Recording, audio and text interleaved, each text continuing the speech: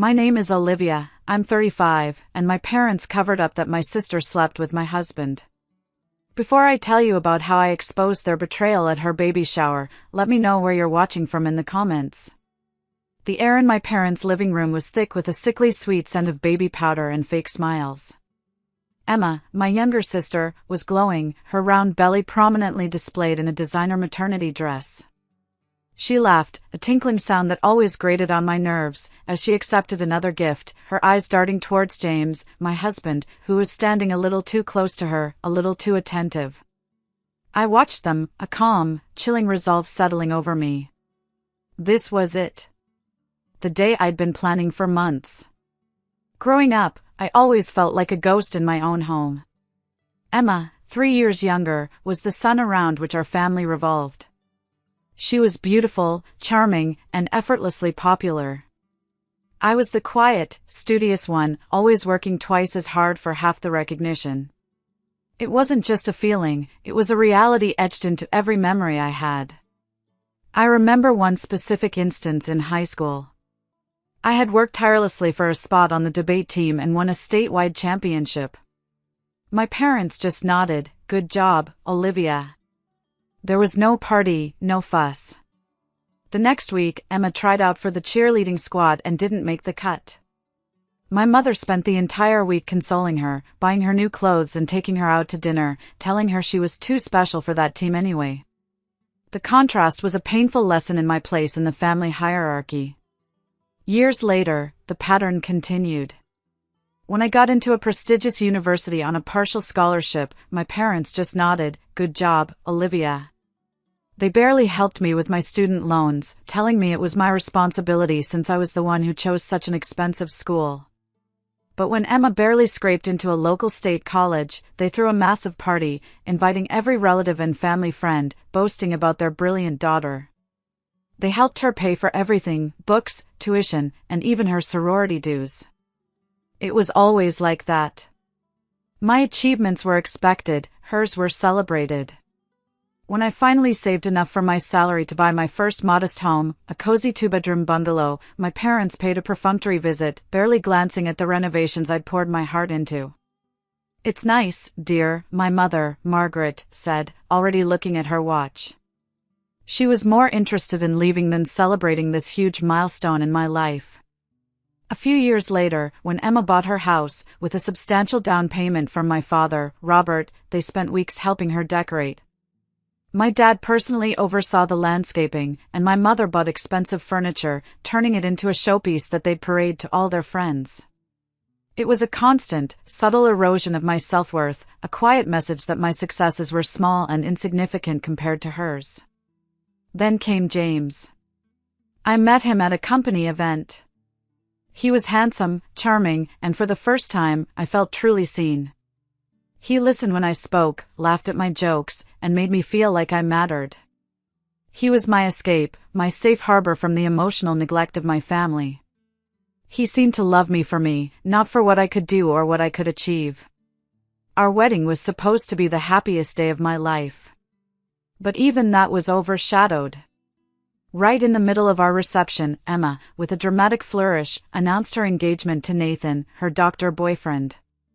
All eyes immediately shifted to her. Aunts and uncles who had just been congratulating us were now gathered around Emma, cooing over her ring. I felt a familiar sting of bitterness, but I just smiled, swallowed it down, and pretended to be happy for her. Sarah, my best friend from college, was the only one who noticed my forced smile.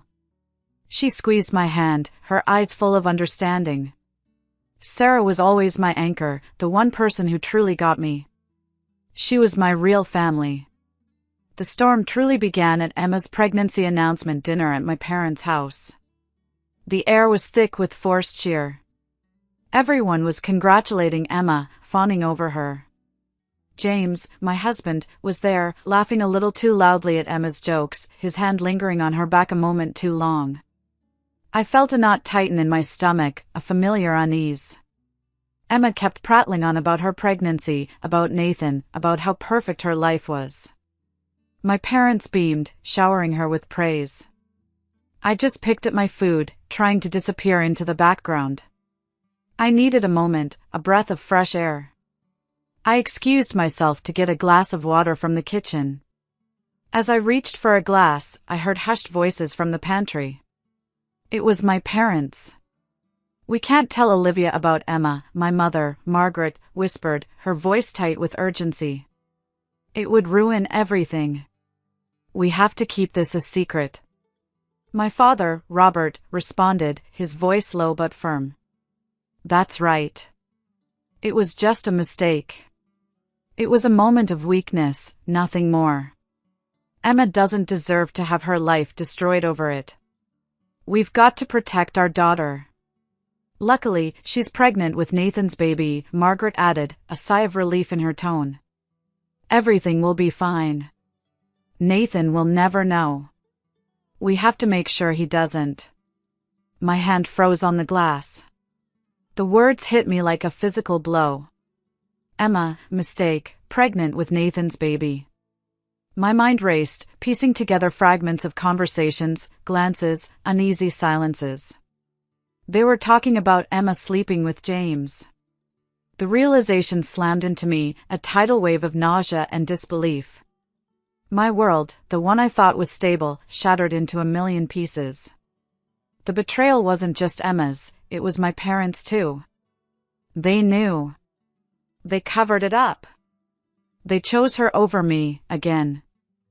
I felt a hot flash crawl up my neck, then a cold dread washed over me. My vision blurred. I managed to mumble something about a headache, grabbed my purse, and stumbled out of the house. The drive home was a blur of tears and choked sobs. I felt like I was drowning in a nightmare, suffocating under the weight of their deceit. I pulled over on the side of the road, my body shaking uncontrollably. How could they? How could my own family do this to me? The pain was so raw, so deep, it felt like my very soul had been ripped open. For days, I couldn't look at James. I couldn't speak. I slept on the couch, wrapped in a blanket, staring at the ceiling. He tried to talk to me, asked what was wrong, pleaded with me to tell him. "Honey, what's going on? You've barely looked at me all week. Please, talk to me," he'd say, his voice full of feigned concern. But the words were stuck in my throat, choked by the pain and the sheer disgust. Every time he touched me, I flinched. Every time he spoke, I heard Emma's name echoing in my head. I was trapped, paralyzed by a betrayal so profound, it felt like a betrayal of my entire life. After countless sleepless nights, the raw pain began to morph into something else, a cold, hard resolve. I knew confronting them immediately would be pointless. They'd deny it, twist the narrative, and gaslight me, just like they always had. No, this time, I needed irrefutable proof. I needed to build a case. I needed to show them the truth, in a way that they couldn't deny or cover up. My investigation began subtly. I started by observing James. I noticed he was careless with his phone, often leaving it unlocked on the coffee table. One night, while he was deep in sleep, I carefully went through it. My heart pounded in my chest, a drumbeat of dread and anticipation. And there it was. Messages. Photos. Intimate exchanges between him and Emma, dating back months. It wasn't a one-time mistake as my parents had claimed. It was a full-blown affair, meticulously planned and hidden. My stomach churned with every word I read, every image I saw. The depth of their deception was sickening. I didn't stop there. I remembered James had an old tablet he rarely used, and Emma had recently gotten a new phone. This was my chance. I reached out to Sarah, my loyal friend, and explained everything. I couldn't tell her in person, so I just sent her a long text message, pouring my heart out. She was furious, her eyes blazing with protective anger. "We're going to get them, Liv," she vowed. "They messed with the wrong person this time." Sarah connected me with a trusted IT specialist, a friend of hers, who specialized in data recovery. He was discreet and incredibly skilled. He managed to recover deleted messages, emails, and even some video clips from their old devices. It was a treasure trove of betrayal. The emails between Emma and James detailed their secret rendezvous, their plans to keep me in the dark. They even discussed how James would leave me for Emma, but Emma was hesitant, weighing her options between James's promising financial career and Nathan's established medical career and family inheritance. She was calculating, using both of them. Then came the messages between Emma and my mother, Margaret. "Be careful, Olivia might find out," Margaret had warned Emma. "Don't let this get out, you'll lose everything." My mother was actively complicit, not just covering up, but advising Emma on how to deceive me. It was a new level of betrayal. And then, the unexpected. Buried deep in Emma's recovered messages, I found a series of texts with Jennifer, Emma's best friend, that revealed Emma was also having an affair with Daniel, Jennifer's husband. My blood ran cold. Emma wasn't just a backstabber, she was a serial betrayer, a viper in the grass. She had no loyalty to anyone, not even her own best friend. This detail, a quiet whisper in the storm, was the start of a secondary twist, something I knew I could use. I meticulously saved every piece of evidence, messages, photos, emails, videos, onto an encrypted hard drive. This wasn't just evidence, it was my weapon. The air around me felt charged, heavy with the secret I carried, a ticking time bomb. Then came the call from Margaret. "Olivia, darling, Emma's so excited about the baby, but she's just too tired to organize her baby shower. Would you mind doing it? You're always so organized and you have such a good eye for these things." Her voice was sickly sweet, dripping with false affection. A slow smile spread across my face. "Of course, Mom," I said, my voice calm, almost too calm. "It would be my pleasure." This was it. The perfect stage for my final act. Sarah was my rock through it all. We spent weeks meticulously planning. I hired a photographer friend of Sarah's, a brilliant artist, to print high-quality images of the most damning messages and photos. We created a luxurious photo album, but instead of baby pictures, it held the chronological evidence of Emma and James's affair. We also prepared large display boards, covered with elegant fabric, ready to be unveiled. These boards would feature the most shocking text exchanges, laid out like a timeline of deceit. I even commissioned a special cake. It was beautiful, adorned with delicate sugar flowers, but underneath the frosting, written in a special edible ink that would only become visible under a certain light, was a hidden message: the truth always comes to light. Sarah, though worried, was fully on board. "This is going to be epic, Liv," she said, her eyes gleaming with a mix of apprehension and excitement. "You're going to get the justice you deserve." I sent out the invitations. Not just to Emma's friends and family, but to Nathan's parents, Mr. and Mrs. Thompson, who were known for their strict, traditional values and their immense pride in their perfect daughter-in-law. I also made sure to invite colleagues from both James's and Emma's workplaces, including the CEO of James's firm, since his actions were a gross violation of professional conduct, and I wanted to make sure his career was on the line. The more witnesses, the better. The day of the baby shower arrived. My parents' house was transformed into a vision of pastel perfection. Balloons, streamers, and tiny baby clothes adorned every corner. I moved through the crowd, playing the role of the perfect older sister, the gracious hostess. I smiled, I laughed, I made sure everyone had a drink. Emma, oblivious, basked in the attention, her hand often resting on James's arm, a subtle gesture that made my stomach clench. Nathan, Emma's fiancé, was beaming, so proud and happy.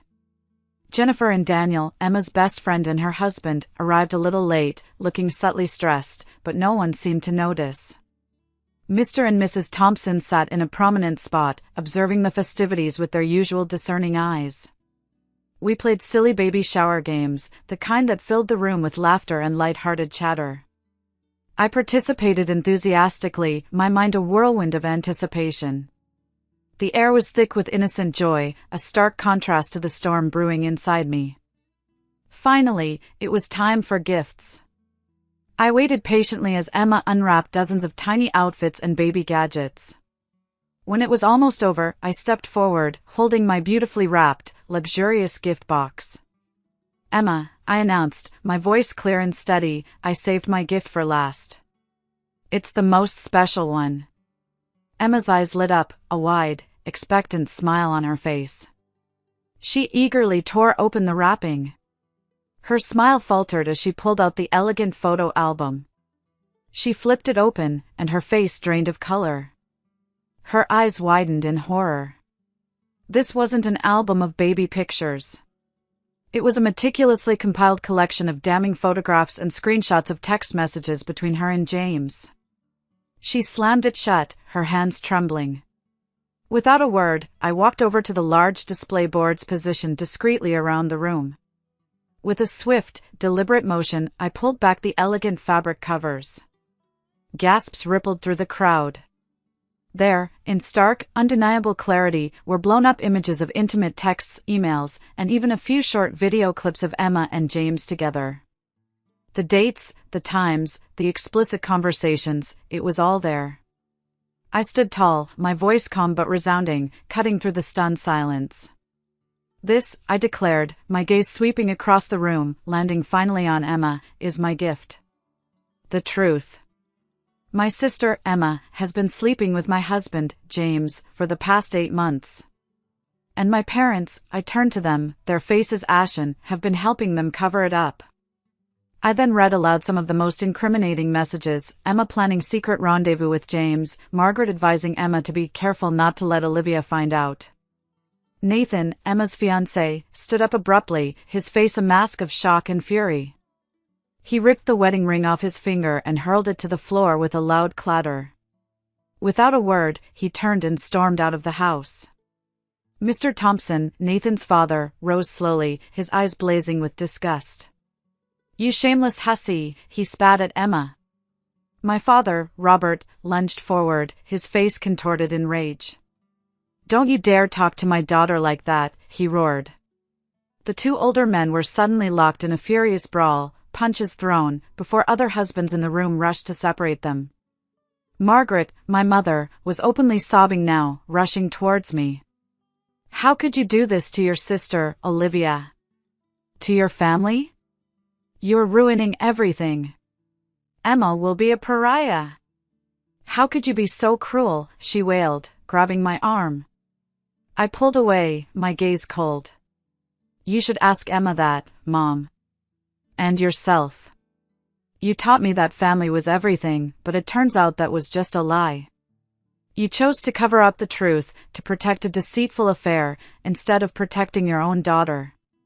Emma, finally finding her voice, tried to salvage the situation. "I was drunk. James was too. We didn't mean for it to happen," she cried, tears streaming down her face. I didn't respond with words. Instead, I walked over to the projector and, with a click, a video played on the large screen. It showed Emma and James, completely sober, laughing and joking about how they were deceiving me, planning their next secret rendezvous. The room fell silent again, the undeniable proof hanging in the air. Jennifer, Emma's best friend, let out a piercing shriek. Her eyes were fixed on one of the display boards, where a series of messages between Emma and Daniel, Jennifer's husband, were clearly visible. "Daniel too? You slept with my husband?" she screamed. Daniel, pale and trembling, tried to stammer out an excuse. "Honey, I was just drunk once." Jennifer didn't let him finish. She slapped him across the face, a loud crack echoing through the room. Then she whirled on Emma, her face contorted with fury. "I trusted you. You were my maid of honor. You're a monster." Mrs. Thompson, Nathan's mother, walked slowly towards Emma, her voice dangerously calm. "Is the baby you're carrying my son's?" Emma looked away, unable to meet her gaze. I stepped forward. According to the messages I found, Emma had a DNA test done to confirm paternity. The baby is indeed Nathan's. Mrs. Thompson let out a shaky breath, a wave of relief washing over her face, but her eyes still held utter contempt for Emma. "You're lucky, young lady. But my son deserves better." Finally, James appeared, having been hiding in the kitchen. He rushed towards me, his face pleading. Honey, I know I messed up, but we can fix this, please. I still love you. I gave him a cold, hollow laugh. Fix this? You slept with my sister for 8 months. You were even planning to leave me for her if she hadn't chosen Nathan for his family inheritance and the security of his college fund for your child. James's eyes widened in shock. He hadn't realized I'd read all his messages. Sarah, my steadfast friend, stepped forward, her voice clear and strong. Everyone here deserves to know the truth. Olivia has endured enough. Michael, Sarah's husband, walked up to James and, without a word, punched him squarely in the jaw. James stumbled back, clutching his face. The room was utter chaos.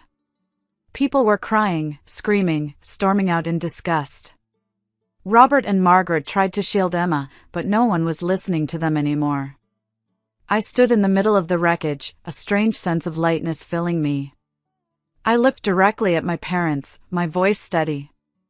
I've always been an outsider in this family. Now you'll know what it feels like to be isolated. A week later, I sat in my lawyer's office, signing the final divorce papers. The weight that had crushed me for months finally lifted. Sarah was there, waiting for me. She hugged me tight. Are you okay? She asked, her voice soft. I nodded, a genuine smile touching my lips for the first time in what felt like forever. For the first time in years, I feel free. News of the scandal spread like wildfire through our family and social circles. The CEO of James's company, a man I had intentionally invited, saw the pictures and emails. James lost his job almost immediately, and his once promising promotion was rescinded. His entire career crumbled under the weight of his deceit. Emma was kicked out of Nathan's house and had to move back in with my parents, her perfect life a shattered illusion. She called me relentlessly, leaving dozens of tearful voicemails, begging for forgiveness.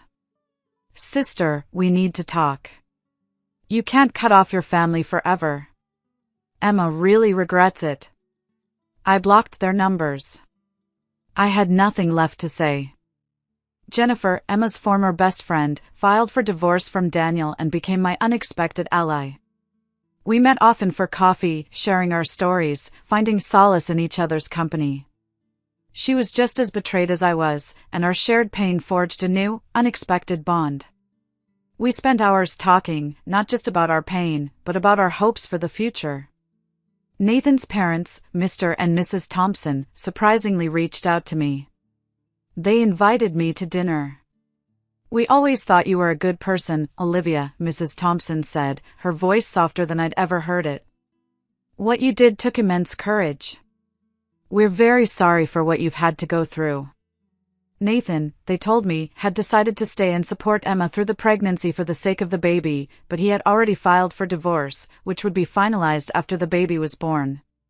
He would pursue custody arrangements for the child and make sure Emma was held accountable.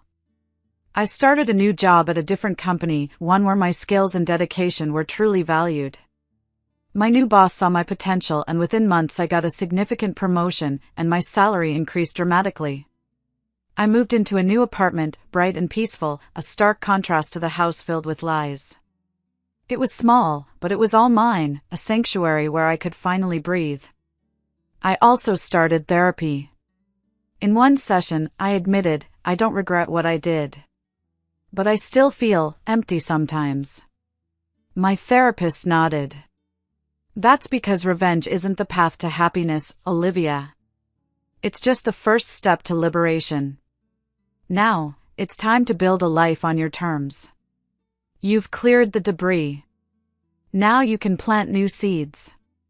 I began to focus on myself, on my career, and on fostering healthy relationships.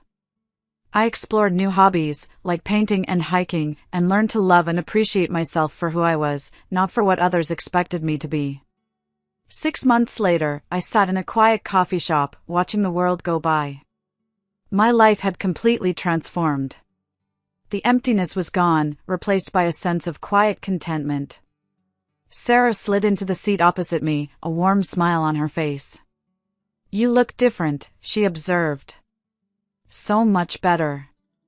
I smiled back, genuinely. I feel it.